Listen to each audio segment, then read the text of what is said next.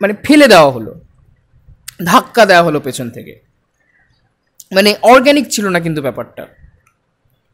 তো সেখানে এই বিষয়টাকে নিয়ে অসামান্যভাবে ডিল করেছেন Hansal Mehta. I must say he is one of the finest film makers our country do have right নাও।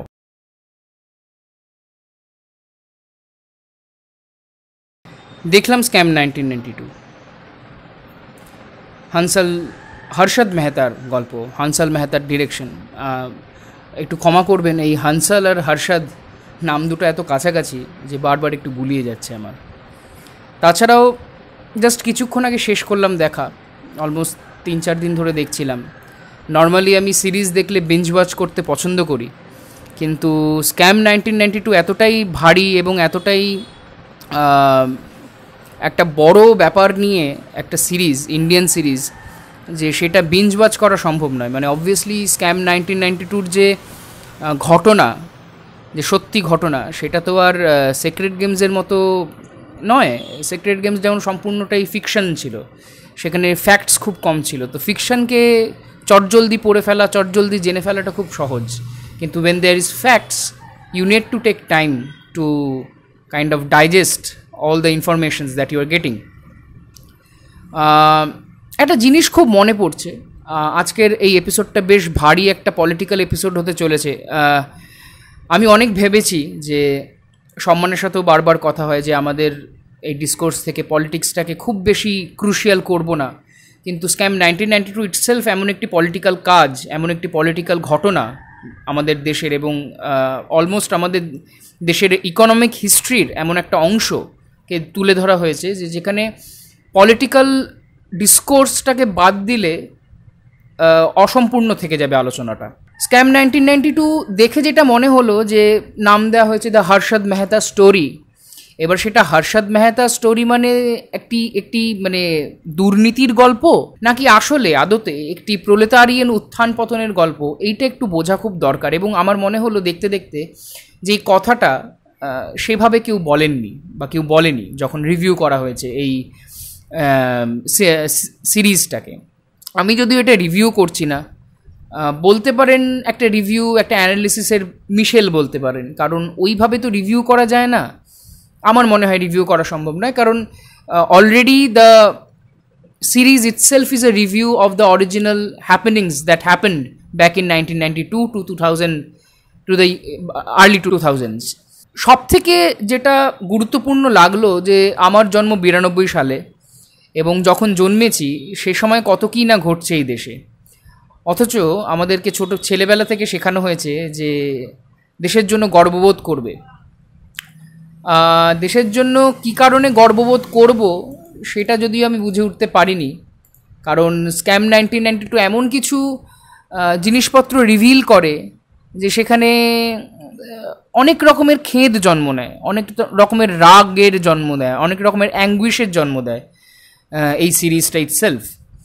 তার কারণ হর্ষদ মেহতাকে আমি প্রলেতারিয়েত বলছি, তাতে অনেক মানে থিওরিজদের প্রবলেম হতে পারে, কিন্তু আমার তাতে কোনো প্রবলেম নেই। তার কারণ যে জায়গা থেকে হর্ষদ মেহতা উঠে এসছেন, মানে যেটা ফ্যাক্ট, সেটা কিন্তু কখনোই তিনি একজন বিত্তশালী, মানে he was not born with silver spoon, you see. যথেষ্টই মানে নিম্ন মধ্যবিত্ত ফ্যামিলি থেকে তিনি বিলং করতেন। তার বাবার একটি টেক্সটাইলের বিজনেস ছিল, সেটাও বন্ধ হয়ে গেছিল। তো কাজে কাজে অলমোস্ট মানে দারিদ্র্যের মধ্যেই কিন্তু তার জীবনযাপন হচ্ছিল, এবং সেখানে তার মনে হয় যে stock market can be the game changer in his life, এবং সেই কারণেই তিনি স্টক মার্কেটে ঢোকেন। কিন্তু মজার বিষয়টা হচ্ছে যে দেখবেন আমাদের মধ্যবিত্ত জীবনযাপনের সঙ্গে স্ট্রাগল কথাটাকে ওতপ্রোতভাবে জড়িয়ে দেওয়া হয়।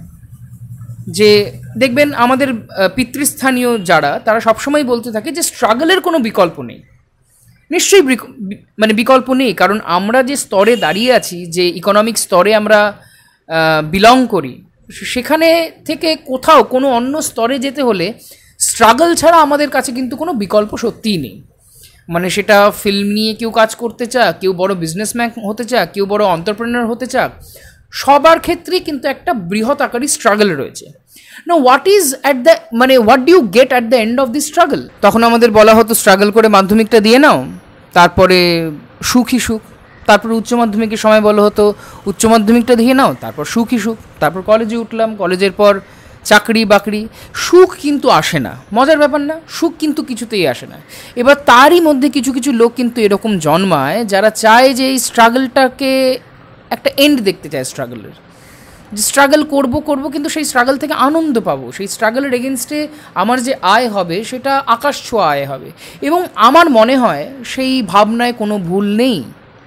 তার কারণ ধরুন আমাদের দেশে যারা যারা বিগ জায়েন্টস, তাদের ছেলেপিলেদেরকে বলা হয় স্ট্রাগল করতে? বলা হয় না। ধরুন আম্বানির ছেলে মেয়ে, তাদেরকে কখনো বলা হয়েছে স্ট্রাগল করতে? বা স্ট্রাগল ছাড়া কোনো বিকল্প নেই? আমার মনে হয় না। রতন টাটাকে কেউ কোনো দিন কি বলেছে যে বাবু তোমাকে স্ট্রাগল করতে হবে? আমার মনে হয় না। তিনি কিন্তু সেটা স্বেচ্ছায় করেছেন, কারণ সেই স্বেচ্ছায় তিনি যেটা করছেন তাতে তার এমপ্লয়ির হেল্প হচ্ছে এবং তাতে তারও নিজস্ব একটা আয় হচ্ছে। কিন্তু আফটারঅল সেটাকে তো তিনি অস্বীকার করতে পারবেন না।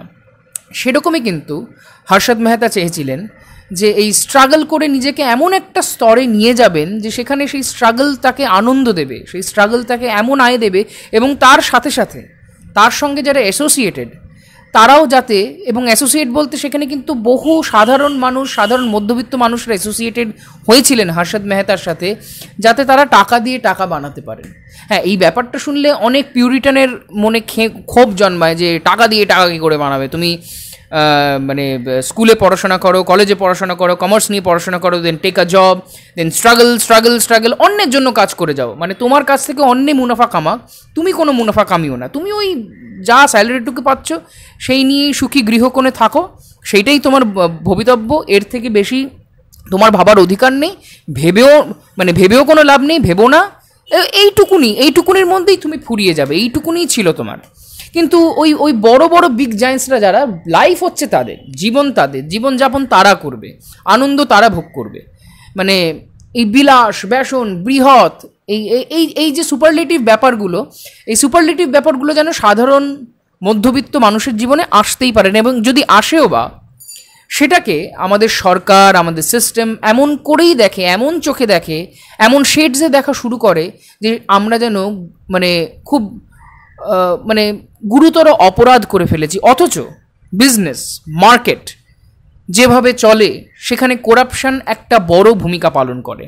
কিন্তু মজার বিষয়, যখনই খোঁজ খবর পড়ে, আজকে আমরা দেখতে পাচ্ছি আজকের এই 2020-21 সালে দাঁড়িয়ে হর্ষদ মেহতা তো ছাড় পেল না। হর্ষদ মেহতাকে অত্যন্ত কষ্টে জীবনযাপন করতে হলো from the time he was prosecuted, and after that he almost died like a poor person. তাকে রীতিমতো সঠিক চিকিৎসাটুকুও দিতে পারেনি আমাদের সরকার, যে তাকে প্রসিকিউট করেছিল। কিন্তু সেই দায়িত্ব জেলে থাকাকালীন কোনো প্রিজনারের যদি কিছু হয়, তার দায়িত্ব কিন্তু সম্পূর্ণভাবে জেল এবং সরকারের ওপর বর্তায়। কিন্তু তারা সেখান থেকে হাত ঝেড়ে নিয়েছিলেন এবং লোকটি মারা গেলেন। কিন্তু মজার বিষয়, আজকে আমরা দেখতে পাচ্ছি so many defaulters, bank defaulters in our country, they are staying abroad. তারা সুখে আছে, স্বাচ্ছন্দ্যে আছে, তাদেরকে নিয়ে কিচ্ছু হচ্ছে না। এবং আমাদের বর্তমান সরকারও তাদেরকে নিয়ে খুব উদাসীন, সেভাবে তো কিছু দেখতে পাচ্ছি না সেরকম কিছু হচ্ছে বলে। হয়তো কখনো হবে, কিন্তু কখন হবে সেটা বোঝা যাচ্ছে না, সবই কানেকশানসের ওপর নির্ভর। যাই হোক, কিন্তু যেরকম জায়গা থেকে হর্ষদ মেহতা উঠলেন এবং উঠে যে জায়গাটা ক্লেম করলেন, মজার ব্যাপার যে তাকে কিন্তু খুব স্ট্র্যাটেজিক্যালি তাকে কিন্তু কাইন্ড অফ ফেলে দেওয়া হলো, ধাক্কা দেওয়া হলো পেছন থেকে। অর্গ্যানিক ছিল না কিন্তু ব্যাপারটা। তো সেখানে এই বিষয়টাকে নিয়ে অসামান্যভাবে ডিল করেছেন Hansal Mehta. I must say he is one of the finest film makers our country do have right now. ওনার যে আগের সিনেমাগুলো, শহীদের মতো সিনেমা, তারপরে আলিগড়ের মতো সিনেমা, এইসব সিনেমা তার সাক্ষ্য দেয়। অবভিয়াসলি আলিগড় নিয়ে আমি নিশ্চয়ই আরেকটা এপিসোড করতেই হবে আমাকে, কারণ সেখানে মনোজ বাজপেয়ীর অসামান্য অ্যাক্টিং এবং যেভাবে সম্পূর্ণ ঘটনাটাকে তিনি তুলে ধরেছেন, যে ন্যারেটিভ, যে স্ক্রিপ্ট তিনি তুলে ধরেছেন সেটা অসামান্য, সেটা একটা আর্টিস্ট্রির প্রমাণ দেয়। ইভেন স্ক্যাম 1992 ক্ষেত্রেও মানে এখানে একটা গুরুত্বপূর্ণ বিষয় হচ্ছে যে স্ক্যাম 1992 এমন একটা বিষয় নিয়ে ডিল করে যেটা খুব বেশি টেকনিক্যাল। মানে যেভাবে স্ক্যামটাকে করা হয়েছে, যে ডিসক্রিপেন্সিসগুলো নিয়ে আলোচনা করা হয়েছে, যে ফ্রডসগুলো নিয়ে আলোচনা করা হয়েছে, সেগুলো কিন্তু আমরা যারা সাধারণ মানুষ আমাদের মাথায় চট করে ঢোকার কথা নয়। মানে we have at least I have no idea, I had no idea about what is SGL, what is BR and other things. কিন্তু মজার ব্যাপারটা হচ্ছে যখন এরকম কোনো বিষয় নিয়ে সিরিজ বা সিনেমা বানাতে হয়, তখন একজন যে পরিচালক তার জন্য ইম্পর্টেন্ট হয়ে যায় যে একজন পরিচালক দেখবে ন্যারেটিভ নিয়ে যারা কাজ করেন তাদের মধ্যে প্রবণতা থাকে হিউম্যান ইমোশনস নিয়ে কাজ করার। কারণ এই হিউম্যান ইমোশনটাকে যদি তারা এনক্যাশ না করতে পারে, যদি ম্যানিপুলেট না করতে পারে, তাহলে কিন্তু অডিয়েন্সের সঙ্গে কানেক্ট করা সম্ভব না। তাহলে সেই কাজটা একটা মিয়ার ডকুমেন্টারি হয়ে থেকে যাবে, সেটা একটা ড্রামাটিক ন্যারেটিভে কখনো ট্রান্সফর্ম করা সম্ভব নয়। কিন্তু এখানে হানসাল মেহতা এত সুন্দর, এত স্মার্ট একজন মেকার যে কিছু কিছু এপিসোড এই সিরিজের প্রচণ্ডভাবে ইনফরমেশন হেভি, সেখানে একটু বোরিং লেগেছে, সেখানে মনে হয়েছে যে বাপরে বাপ অনেক বেশি মানে বোম্বার্ডমেন্টস অফ ইনফরমেশন হচ্ছে। That's why I took time to complete the whole series. কিন্তু সেখানেও তিনি এত সুন্দরভাবে স্ক্রিপ্টটাকে লিখেছেন, এত সুন্দরভাবে তিনি বুনোটটাকে তৈরি করেছেন, এবং সিরিজের মধ্যেও এই যে একটা মানে নন লিনিয়ার ন্যারেটিভকে তৈরি করা, সেটাও কিন্তু অসামান্য। মানে বিশেষ করে যে ওপেনিং সিনটা, সেই ওপেনিং সিনটাও মারাত্মক। মানে যে শুরুতেই একটা টেনশন ক্রিয়েট করে দেওয়া, শুরুতেই একটা মুড ক্রিয়েট করে দেওয়া।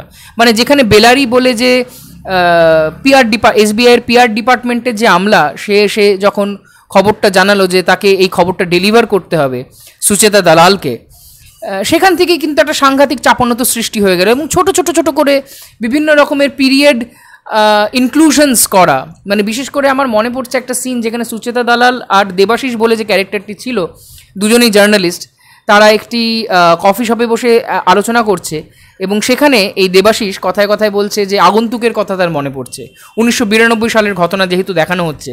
এবং সেখানে বলছেন যে সত্যজিৎ রায়ের শেষ সিনেমা বোধহয় আগন্তুকই হতে চলেছে, কারণ তার মানে শারীরিক অবস্থার খবর সবাই জানে, মানে he is in a very ailing condition. তো এই ছোটো মানে সেই সময়টাকে তুলে ধরা, সবসময় তো সময়টাকে প্রপস সিনারিও দিয়ে তুলে ধরা যায় না, মাঝে মধ্যে ডায়লগস দিয়েও মানে কিছু রেমিনেসেন্স দিয়ে তুলে ধরতে হয়। তো দিস প্রুভ দ্যাট হানসাল মেহতার যে আর্টিস্ট্রি, সেটা অত্যন্ত ইন্ট্রিকেট, সেটা অত্যন্ত ডিপ এবং সাইকোলজিক্যাল ইন সাম কেসেস।